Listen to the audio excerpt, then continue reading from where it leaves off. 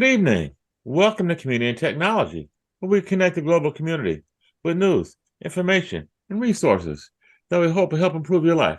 I'm Stu Reid. Here's my co-host, Dave Burstein. Hey, Dave. Hello. Today we have a very special guest, Tim Bakker. Tim has a PhD in research in machine learning and MS degree in theoretical physics. Tim is an aspiring, effective altruist who is very much interested in the positive trajectory of humanity and all sentience by extension. Tim thinks a lot about coordination problems, epistemic and instrumental rationality, and Bayesian probability theory. And I'm sure he'll tell us what Bayesian probability theory is as we get into it. But Tim, welcome to Community and Technology. Thank you. Thank you for having me. Yeah. Yeah, well, it's a pleasure. I'm going to let Dave begin. I know you have a big background in AI, and Dave is our resident AI aficionado. So, Dave, I hand it over to you. Does humanity know what it's doing? Scott Bailey asked Jeff Hinton. With respect to AI, you mean? Yeah, I don't think so.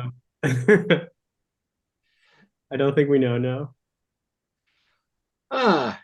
Do you think they're going to be more intelligent than we are anytime soon?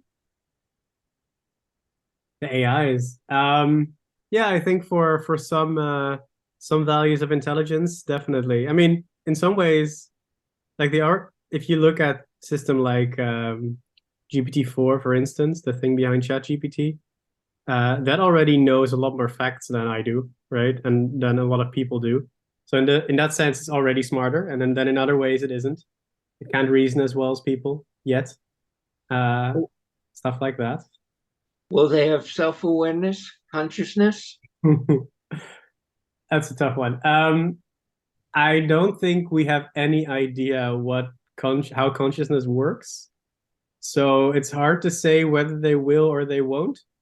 But I don't necessarily see a reason why they wouldn't at some point. And this is from Jeff Hinton. No comment needed. He is one of the half dozen most prominent AI people on Earth. He's at the University of Toronto, and he invented a pile of this stuff. And he said,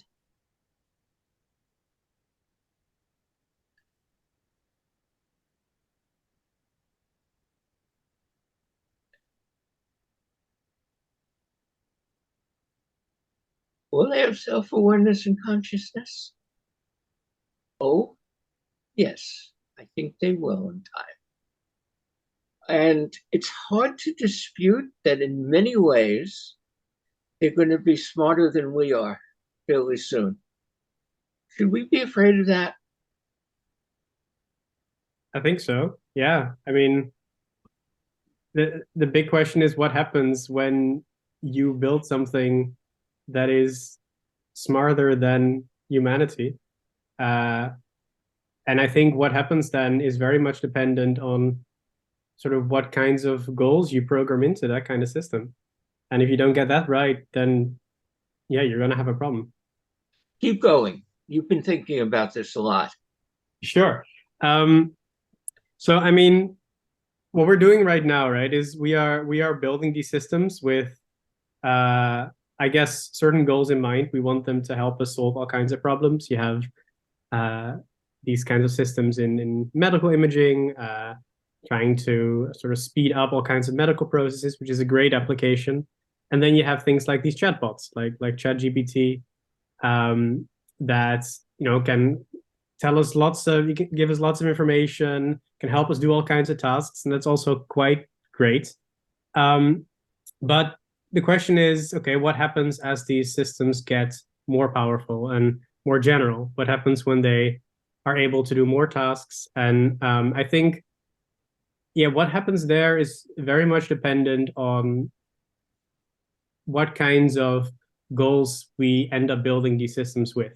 And I think a big problem here is that we don't actually know very well how to get certain goals into these systems. They will just acquire some, presumably, from the training process that we use to build them. And we don't have very good ways of controlling that. Let me just interrupt, Tim. It sounds, as you're talking, when you say goals, it almost sounds like you're saying values. What do you mean when you say goals? Is it values, or It doesn't what are you have thinking?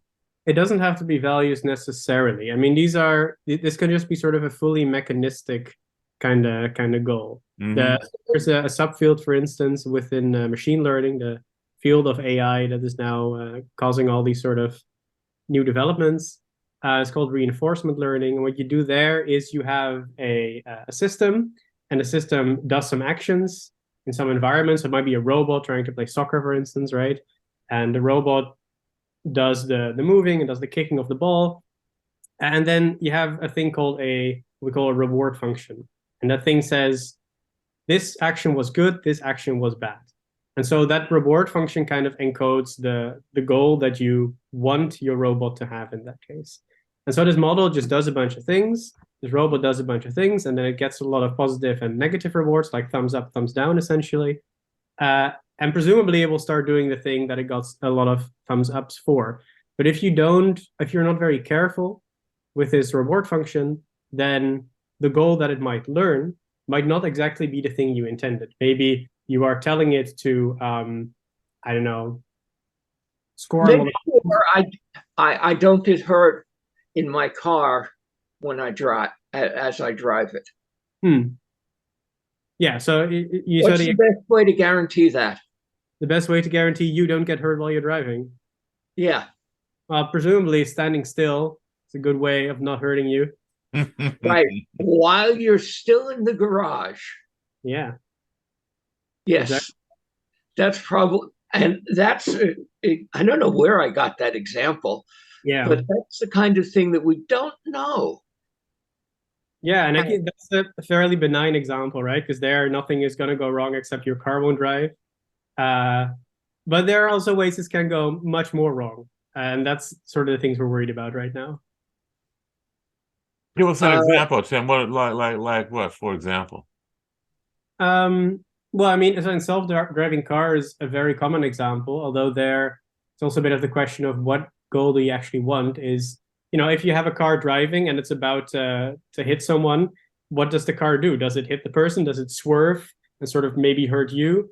What are kind of the trade-offs here? How do you encode that? That is a thing that is quite, there's an example where it's quite difficult to even know what we as people care about, right? Like what do we prefer in that situation? But there's also cases like I don't know, these generally become a bit more extreme, a bit more quickly. But say you are the classic example, which is a bit silly, but I think it illustrates the problem really well.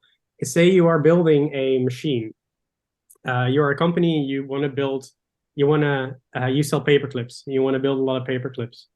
And you have an AI and you say, okay, AI, help me make more paper clips. And so the AI does all kinds of things, optimizes your machines to make more paper clips, like figures out where to get resources cheaply and all that. And at some point it realizes, actually what I could do is I could also turn all these other things into paperclip factories. And there's all these resources that people are using not to build paperclips, but to do other stuff with. But I can use those to make paperclips. So maybe I should do that. Right. And then you get the sort of problem where just because this AI's goal is to build the maximum number of paperclips, you're going to lose sort of resources because it's taking it away from you. Maybe it realizes people are made of atoms and I can use those atoms to build paperclips, right? This is all very kind of silly examples, but it illustrates the point that if you don't get the goals very right, you might get all these kinds of weird edge cases that your model ends up learning because you gave it the wrong goal, not the thing you wanted it to do, not the thing you intended it to do, but kind of the thing you specified it to do. There's lots of examples, specifically in this field of reinforcement learning, where if you specify a reward function, a goal, and you think, oh, this is going to give me the right behavior, and then it does something completely different that in fact does actually satisfy the reward function, the goal that you specified, but it's not actually the goal that you wanted. And sort of let me stop you there one thing, because that's subtle. It took me a while to understand it. When you say it's not the thing you wanted, what does that mean and how does it happen? Right. Yeah. So I think it has a lot to do with the way we build these systems, right? It's not like a standard sort of software program where you program all the lines, you say all the rules that the system has to behave, and then it just does something. The way we build these systems is more it's more akin to something like evolution, or to something like growing something, right? We build the learning algorithm. We tell it, this is how you are going to learn from this data, and then the thing that comes out of that whole thing, we don't exactly know how it is doing the things it does, but presumably it does pretty well on whatever sort of task we gave it. And because of that, we don't know if it's actually learning sort of the intent behind the goal that we specified for it. It's just getting thumbs up, thumbs down when it does certain things, right? And specifying what you want a model to do kind of involves specifying what it should do in all different cases. And we can't do that. So we are saying, okay, here's your feedback, here's your thumbs up and thumbs down in these cases that we have shown you. But maybe there's all these other cases that we haven't shown you while we're training that might come up in real life when we are deploying you. And we don't actually know exactly what the model thinks about those, or things between sort of brackets, thinks about those situations and what it will do there, because we haven't actually specified what it should be doing in those situations very carefully. Hinton, who is a pleasure to listen to, I haven't heard him live yet, but I expect to, was asked, what is a path forward that ensures safety? And his answer, and this guy has more awards in AI than anybody else alive, I think, I don't know. I can't see a path that guarantees safety. We're entering an era of great uncertainty. We're dealing with things that we've never dealt with before. And the first time you deal with something totally novel, you get it wrong. And we can't afford to get it wrong with these things. And Paley can't afford to get it wrong? Why? Hinton said, well, because they might take over. Paley said, take over from humanity? Hinton said, yes, that's a possibility. Do you see that as a possibility, Tim? I think it's a possibility. I'm not sure how likely it is. I'm also not sure how likely Geoffrey Hinton thinks that it is. But yeah, I mean, we're back to the thing of, if we build something that is better, like we often talk about like smarter, more intelligent, but the thing that really matters is better at achieving its goals than we are, then this is sort of a natural outcome if you don't get the goals right. Stu? Yeah, I thought it was interesting, both Dave and Tim, in that same interview where Geoffrey Hinton was talking with Scott Pelley. He talked about how these systems may escape control by writing their own computer code to modify themselves. That was a kind of a startling thought that could happen.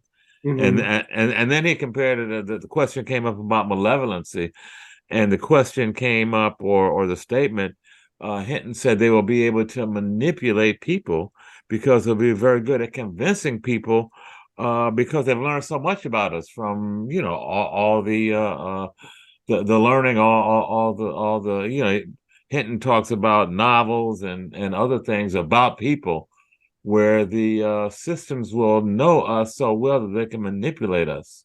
What do you think about that? I think that's a possibility. As we're already seeing sort of beginnings of this, right? There was the Bing chatbot last year that tried to convince this New York Times reporter to leave his wife and instead be with the chatbot. That didn't work because it was very obvious. But that was last year, right? This year the models are much better. Next year they will be much better again. And there is just the people building these systems are trying to make them to be very good at many different tasks. They talk about general intelligence.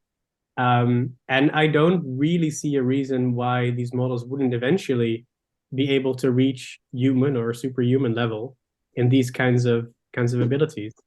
I think one important thing to note here is it's not even about malevolence, right? Like these are not models that hate us or that want us dead necessarily.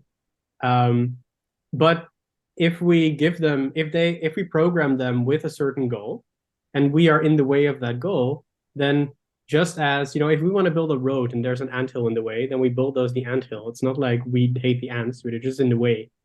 And similarly, that could be a thing that happens to us, and that could be, I think that is one of the things that Geoffrey Hinton here is worried about when he talks about AI takeover.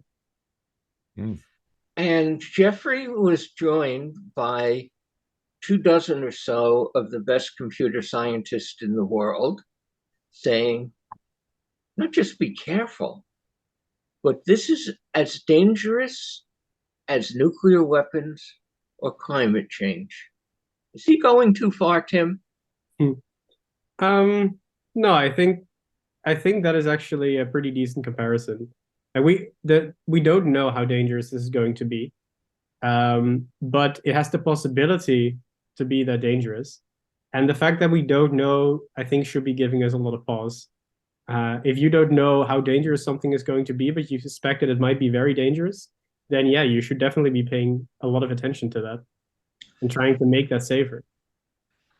Tim Wu, a friend who teaches at Columbia, he tweeted it, and then we followed up.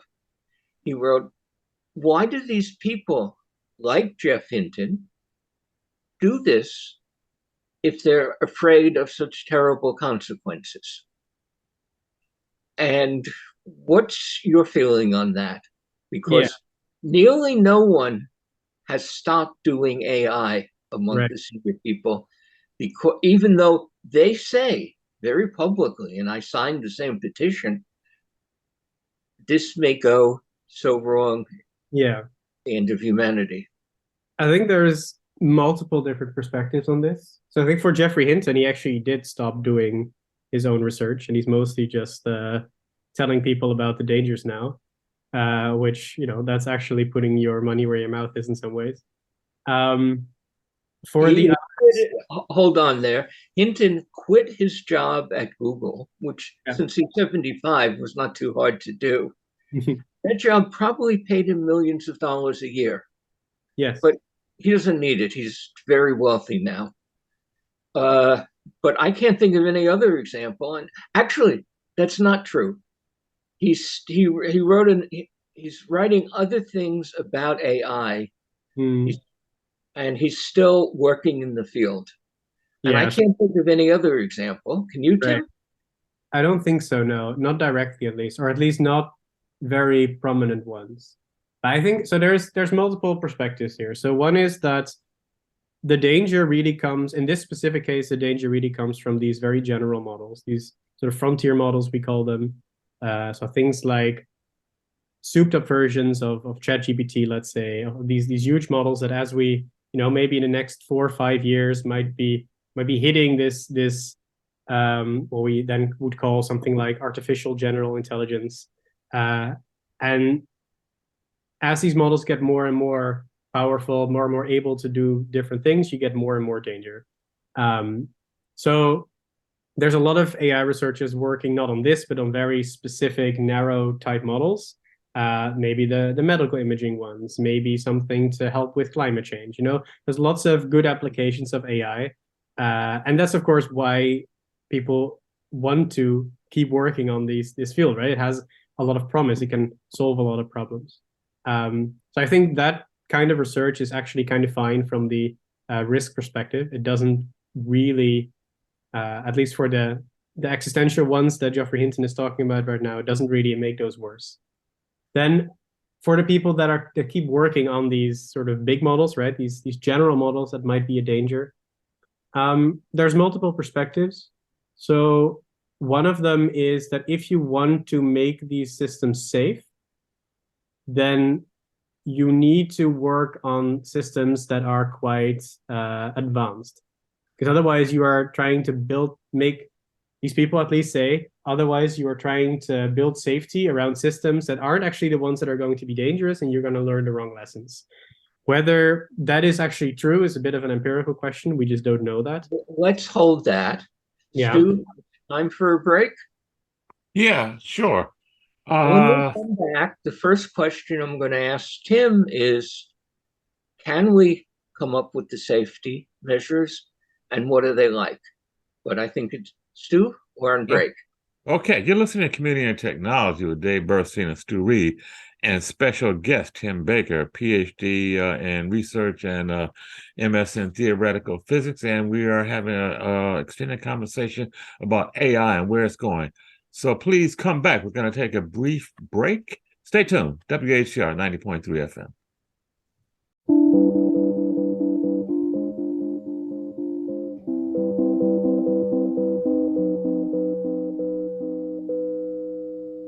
There's a saying old, says that love is blind.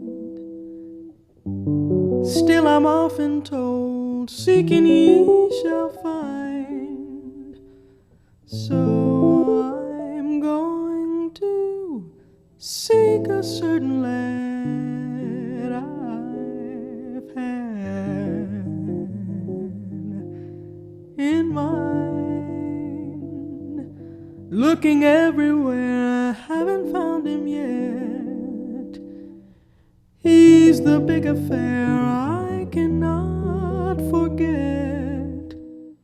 Only man I ever think of with regret.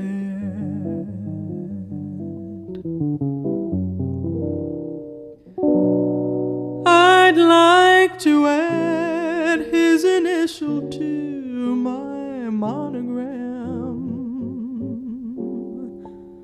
Tell me, where is the shepherd for this lost lamb?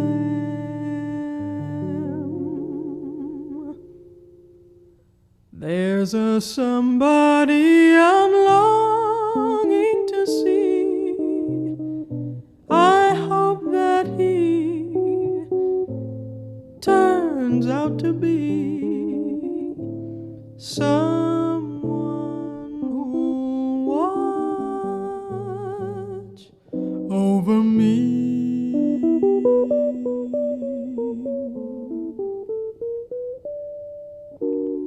I'm a little lamb who's lost in the wood. I know I could always be good to one who'll watch over me.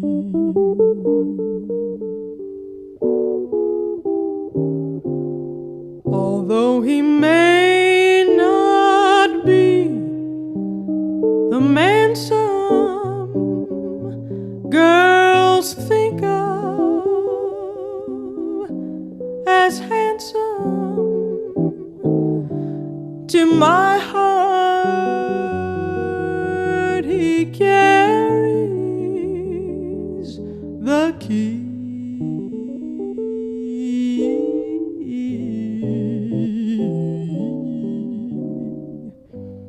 Won't you tell him please to put on some speed, follow my lead, oh how I need someone to watch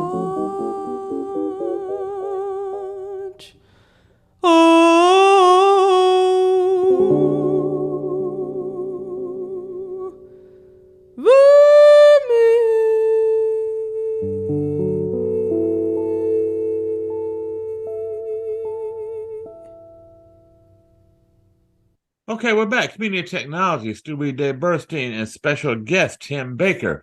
We're talking about AI, and Dave, I wanted you to maybe just give a brief explanation to our audience out there. Just kind of, what is AI, and why are we spending so much time talking about it? Tim, our guest today, has a PhD in this stuff. He's a PhD Are you? candidate. He corrected me, Dave. Let's get it right.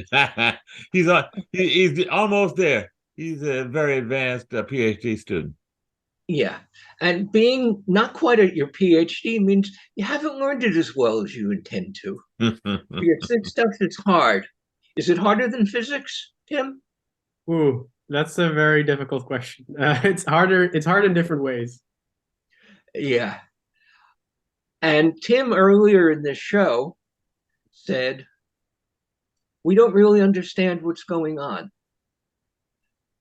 I have a way of explaining it that is maybe not deep, but helps people understand. What does something like ChatGPT do? How does it do it? It takes in billions and more billions, and sometimes literally trillions of words, and throws some really fancy math at it to look at the patterns. And with those patterns, it can figure out how to tell a story, how to make a weapon, and how many grammar mistakes I made. Is that a fair way to describe it? I would say so, yeah. Yeah. Describing for laymen is really hard, but I think I got something there. I think this is pretty good, yeah. Yeah. Okay. Now, we're afraid of this stuff. What do we do for safety, and will it work? Ooh. It's a very big question. I think there's a lot of stuff we can do, and I think a lot of it is already happening in some shape or form. So, at least the way I think about it, there is sort of two big sort of pillars of safety. One is the technical safety, and the other one is the AI governance stuff. So technical safety is really just about, I talked a lot about, okay, you give these models some goals. How do you make sure they do what you want instead of what you told them to do? Because those things are very different often. So that's really about solving that problem. How do I make sure that when I make an AI to do a certain thing, it actually does that thing and not the other thing that is dangerous? That's a huge field. That's pretty much the entire field of called AI alignment. And all the big labs have now have alignment labs and that are working on this problem as well. That's good. Let me put a number on that for people. A number? I'm going to put a number on that for people. Yeah. The folks who make ChatGPT, OpenAI, are apparently spending over $100 million trying to find a way towards safety. Yeah. Tim, it's yours. Yeah, it's like a third of their, no, a quarter of their whole efforts are essentially being put on this problem, which is a lot. I think it's not enough, but it's a good start. And then you have solved, maybe you have then solved the problem of how do I make sure my AI does what I want. Then there's the question of, okay, what do we actually want the AI to do? How do we decide that? Do we want the AI to do what OpenAI wants? Do we want this to be a more democratic process? There's lots of open questions here. Who gets to decide? That is a big part of the AI governance problem. And then there's sort of the in-between problem. Like, how do you make sure that all these labs that are now building these AIs and that are putting some effort towards safety, how do you make sure they keep putting efforts towards safety? How do you make sure they ramp up their efforts towards safety? Right now, it's like OpenAI, Anthropic, and Google DeepMind. And these three are sort of the big labs that are all building towards these systems. And they're doing some safety, but they're also kind of in a race. They want to be the first one. And that's bad for safety, right? Because then you have an incentive to kind of skimp on your safety just so that you get to be the first one. Again, let me make that concrete. Mm-hmm. Google has been really anxious because OpenAI did this publicly before Google did. Right. They're afraid it's going to really hurt search. Yeah. Well, when Google is afraid and going faster, it made a slew of changes in the last 2 or 3 months in search. And frankly, they blew a lot of them. Some of them were really awkward and didn't give you what you wanted, which is what Google's goal there is.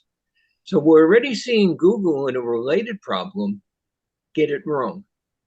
Right. Exactly. Keep going, Tim. And this is a harder problem, right? That they're trying, if you're trying to build AI safely, it's a much harder problem than making search correctly. So there's much more that can go wrong there. So we need to make sure that you get some governance in place, some policies in place that make sure that these companies are less incentivized to race. You also don't want governments racing. You don't want the US and China to suddenly raise of, oh, we want to be the first to build AI, because if you get this wrong, no one wins. Hold on there. Yeah. Don't think the US and China are spending many millions of dollars trying to do exactly that? Be ahead of it? Yeah, so that's also not a situation we really want to be in. Because again, that incentivizes building capabilities, building stronger systems before you know how to build them safe. You're going to be taking more risks because you're in kind of a race dynamic. And so this whole pillar of AI governance is essentially about making sure that there are the right incentives for people to work safely. And also that there's oversight, that other institutions can check, are you doing this safely? How will we know when things are going wrong? Can we detect when AI is starting to show dangerous capabilities? And can we then either stop that research or work more towards making that safe? All of these sort of problems are quite difficult. It's not something you can just press a button and make that happen. And we need to do a lot of research on just figuring out how to even put the right sort of policies in place. And there's, of course, the danger of putting the wrong policies in place. You're going to be maybe halting AI research that's actually helpful. Maybe you are going to implement policies that make it easier for, let's say, to make it easier to have a kind of safety theater where it seems like you're doing safety, but actually you're not doing safety at all. And it's kind of, you're pushing all your efforts towards acting like you are doing safe AI, but behind curtains, you're not doing that. Stu, does that seem likely to you? That seems very likely to me. I mean, I'm listening to Tim's warnings, and they're very well founded. But I think we're already in a race with China. We have been on other technology paths, and certainly this is the one now.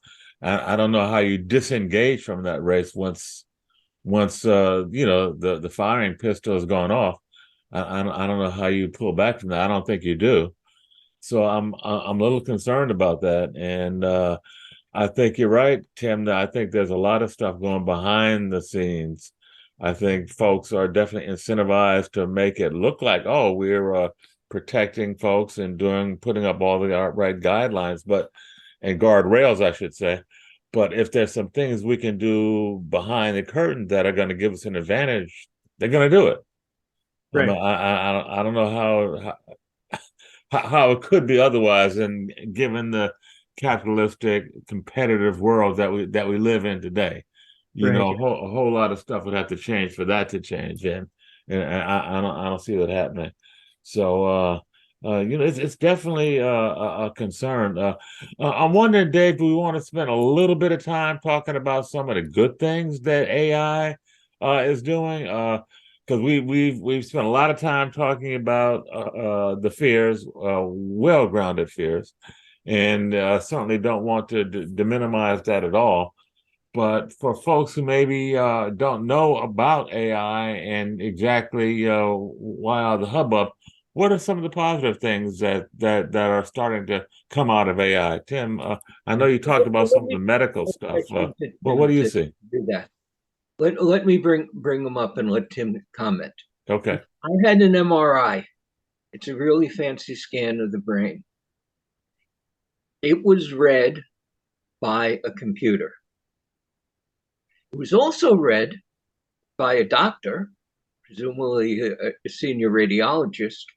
They came to the same conclusion. That's happening today at Mount Sinai Hospital. Tim, tell us what you think is going to happen in medicine today And let's just think the next 5 years. Yeah. Well, so it's actually interesting you mentioned MRI because the start of my PhD, I worked on MRI as well with AI, and we were trying to speed up MRI scans because yeah, I mean you probably know if you were in an MRI scanner, you were in there for quite a while. These things are very expensive, so if you can speed that up, you can help more patients. That's a thing that is also starting to happen now, being used in actual clinics slowly.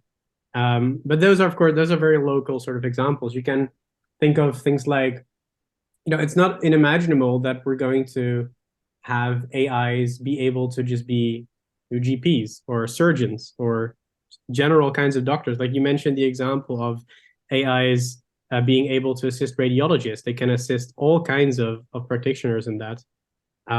Maybe a lot of things can be automated such that the costs of the whole medical system go down. You can help more people. There's a lot of upsides to just the medical side. You can have AI help you with research. Maybe you can finally find a cure to something like cancer, or you can slow down aging. You can maybe fix all kinds of diseases that are until now unfixable, really hard to fix. Cure for Alzheimer's, not unimaginable. There's a lot of things you could do if you get this AI thing right. And I think that's also why so many people want to, keep working on this. If you get this right, the upsides are tremendous. Tim, one of the most impressive feats in AI came out of DeepMind. Right, yeah. Structure of proteins. Why don't you describe what they've done there? Okay, I can try. No, so this is the system. You're going to get it better than at least 9 out of 10, and probably 10 out of 10 of the journalists who try to explain it to people. So this is a system, they call it AlphaFold. And essentially what it does is it tries to predict the way proteins fold. So proteins are these kind of long molecules that make up a big part of our body. Our body uses them for anything, essentially. Like all the processes in your body essentially involve proteins. Your DNA is made out of them. It's a very important thing. And so these are sort of long chains and they fold up in certain ways. And the way they fold is very important for predicting what they are useful for and how you can, what the processes are. And predicting the way they fold is very difficult. We have very specialized algorithms for it, but we're just not very good at it. And so what DeepMind decided to do is to train one big neural network to try to predict for many different proteins how they fold. 200,000 different proteins, I think, right, is the number. And they essentially blew the competition out of the water. Their AlphaFold 2 model is extremely good at this. And that has all kinds of promises for medicine, for instance. Because if you know how to, if you can predict how to fold these proteins, how these proteins fold, then you can use that for designing, any kind of or not any kind, but a lot of different biomolecules. And those can be used for whatever you want, essentially. So this is a very... doing that in the lab and in the field with people? Sorry, what's the question? Is that starting to get to people? Ooh, I don't know, actually. I imagine so. I think there's... because that's one I wrote about. They are now... Tim, when you say all kinds of things, give us some examples for those of us who are not familiar with the proteins and the folding that you talked about and the potential. Give us some real world examples as to what might come, how some of this technology and knowledge might be used. Well, so now we're also hitting the wall of my expertise. I don't know too much about this side of biology or chemistry, but I mean, like I said, like proteins are a very big part of lots of processes in our bodies. Like many different kinds of Alzheimer's diseases are sort of protein diseases, I think. And so if you can you can use this to understand processes in the body better, which means you can probably make medicines for all kinds of things that go wrong. You can use it to expand your scientific knowledge of the human body or of animal bodies, of plants that also use proteins, right? It's just, this is such a fundamental sort of building block of life. that understanding that better is just going to give you all kinds of interesting research directions and interesting, like actually useful applications for people. Mhm. Well, let's give an example that will hit home with somebody. You just had a bout of COVID. Right. The COVID vaccine is made, first step, understanding what the COVID virus looks like and what it does. And you have to find an area where you can interrupt it. Do you think that AI is going to help the people who make messenger RNA Hmm. vaccines quickly find them for other virus diseases and Yeah, things? I mean, possibly. If you now know kind of what types of proteins you need, you can try to predict which other types of proteins fold in this certain way. Are those maybe easier to make, or do they work better somehow? You can test that then. Like in that sense, you could use this model to just, you have thousands of proteins you might be using, and now you're just using it to figure out, oh, maybe I should try these 5 instead, because these 5 seem like they might actually have a similar kind of function. And then you use that, right? Then you test 5 instead of 1,000. That saves a lot of time. That accelerates research tremendously. You can make better vaccines, maybe. Now, Mhm. obviously, I'm excited by this stuff. I've spent the last 6 months trying to understand it. Tim is so excited, he's making his career in it. Stu, what do you sense the excitement of AI is? Is it hitting you? It just barely, Dave, because I have not yet had many real world examples. I know that you and your partner Jenny, she has written some scripts that she ran through AI, and they really came out powerful, and she got a great response from her client. I haven't actually used it myself to have any actual on the ground, hands-on experience. So, I'm just kind of, 10,000 feet up in the air looking at it. I'm excited about what I hear, what I read. I'm excited about, what could happen in medicine. I'm very concerned not just about the possible takeover of humanity, but before we can get to that, I'm concerned about fake news and just the information ecosystem out there, and just how dysfunctional it could become. It's already in trouble, if you ask, from my point of view. I'm really concerned about how further dysfunctional it could become, where we will not be able to tell the difference between reality and false reality, lies and truth. Used to be, oh, I saw it, so it is so. But now, you can create images, you can create video, you can create audio.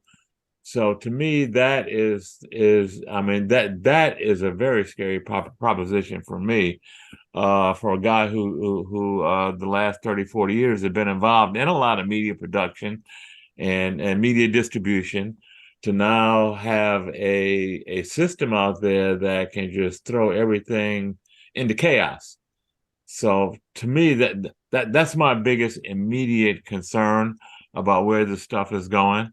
I like all the positive stuff. I'd like to see more and more of that, but I guess my focus is on the paranoia and on the fear. That's kind of where I'm at. Even paranoids have enemies, remember? Yeah. Okay. I got about 6 examples in my head that can go there, but let's go to the really dramatic one. There is a brutal war happening in and around the Gaza Strip right now. The number yesterday was 1,100 people killed. And according to the Times, 5 minutes ago, the Israeli military says strikes on Gaza will be bigger than before and more severe. Tim, could the Israelis use AI to come up with better ways of doing what they're doing? I'm not sure if the current technology is able to do that. But I don't see a reason why, in principle, AI could not do this at some point.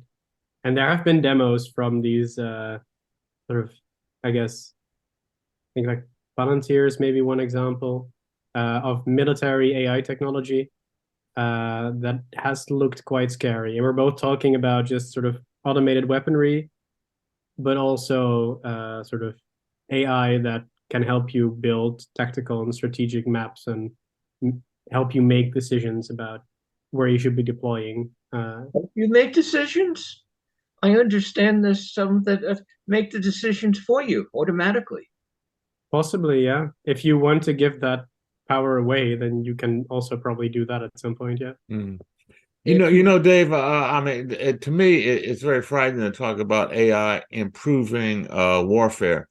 I'd like to see AI figure out how to eliminate warfare, because the better and better it gets, I don't see how anyone wins in that scenario. The Israelis get better at warfare, the Palestinians get better at warfare, everybody gets better at warfare. Where does that take us? I don't see the end game in that. I just don't see it. I'd rather see AI deployed, figuring out a way to eliminate warfare. But you know, I guess you really go back to human beings and our you know, I don't know whether it's innate or programmed in, Dave, but just our desire to control and just kind of run things until that changes. I don't know that AI is going to have any dent on our whole value system for how the world is organized and how it's run. Tim, your feelings on what might happen in military? I really don't. I know that, among others, the United States and China are literally spending billions on this today Yeah. to come up with better weapons. Yeah, I don't really know what the future for military AI holds, and that is very scary. Mm. Well, one of the things that definitely is being worked on by the United States government and probably several other governments is an AI that can decide whether or not to kill somebody by sending in a drone, by aiming your tank cannon, and so on. This came up because 22 nations in the Americas came together at an official gathering with senior officials and said AI should not be used to make weapons that are not controlled by human beings. Guess which country or two countries in the Americas refused to sign that? The U.S. will be one. And Canada is the other. Mm-hmm. And we have some gobbledygook about how, well, maybe it's a little bit early to make judgments like that. My mind takes that as 99% proof that the US is working on just that. Mm-hmm. And yeah. I'm sure there's several other governments that are as well. Why I went to the question of what's going to happen in Israel and Palestine. The Palestinians have a number of very good scientists. Well, it was very good engineers. I don't know the scientists. I bet they're there too. But a MacArthur genius who's an MIT professor that I'm thinking of, does communication stuff,